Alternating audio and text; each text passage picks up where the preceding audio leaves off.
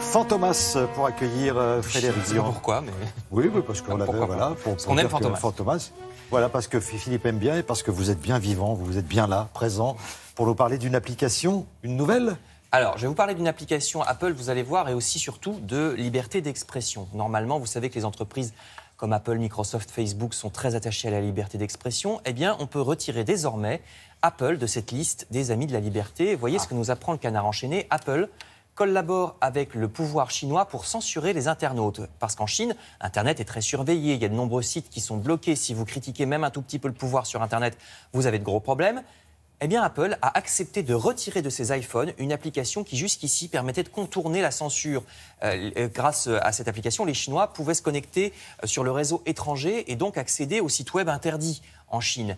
Mais c'est fini, l'application est supprimée par Apple et dire, précise le Canard, que le slogan de Apple, c'est « Think different », donc penser différemment, pas trop différemment du pouvoir chinois et de sa censure envers les opposants politiques et persécutions parfois, puisque surtout, ils se retrouvent aussi en prison. C'est important parce que de plus en plus, les gens, vous savez, dans le monde, ont besoin d'Internet et des smartphones pour résister à leur manière. Regardez par exemple ici en Algérie, c'est dans le Parisien aujourd'hui en France. Voilà, les femmes résistent aux hommes qui les harcèlent et qui voudraient les empêcher de se mettre en maillot sur la plage. Via Facebook, elles se sont organisées pour se concerter, pour arriver en groupe sur la plage. Parfois plus de 200 femmes, parce que sinon, si elles sont seules, elles se font prendre en photo par les islamistes qui ensuite poursuivent leur harcèlement sur Internet, stigmatisent la femme en question, etc. Mais quand elles sont en groupe, très courageusement, ces messieurs n'osent pas s'attaquer à ces femmes.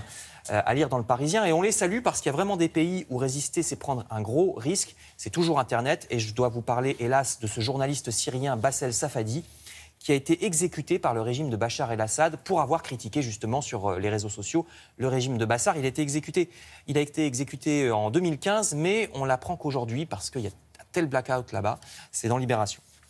Alors je passe à plus pacifique. Nous sommes en été, c'est le temps des festivals. Ça va nous faire prendre l'air.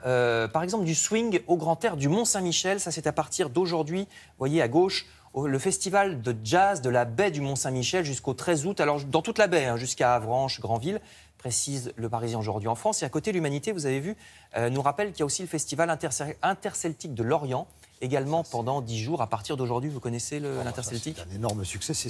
C'est diffusé régulièrement sur France 3, d'ailleurs. Sur nos antennes, voilà. De son côté, la Croix nous conseille le Clos Lucé près d'Amboise, en Indre-et-Loire, avec des fêtes autour de Léonard de Vinci qui a vécu là-bas et qui n'était pas que peintre et inventeur, ce qu'on ignore. Il était aussi responsable des divertissements, c'est-à-dire des fêtes de François Ier. Et on en parle tout à l'heure avec Aurélia Bloch. Voilà. Et oui. Donc, 2 soirées spéciales organisées au Clos Lucé, demain soir et vendredi de la semaine prochaine, pour célébrer cet art de la fête de Léonard de Vinci avec foires, banquets, spectacles, bals, etc. Allez-y. Et je termine, c'est toujours dans la Croix. Une initiative très intéressante en Alsace, la forêt de Hartmannswiller Kopf, près de Mulhouse, accueille à partir d'aujourd'hui un musée sur la Première Guerre mondiale à propos de la bataille qui s'est déroulée à cet endroit. Ce qui est original, c'est que c'est un musée franco-allemand, c'est-à-dire que pour la première fois, il y a 2 directeurs, un français, un allemand, pour parler de la Première Guerre mondiale. Donc allez-y aussi, c'est également dans la Croix et à Hartmannswiller Kopf en Alsace. Merci pour cette revue de presse culturelle.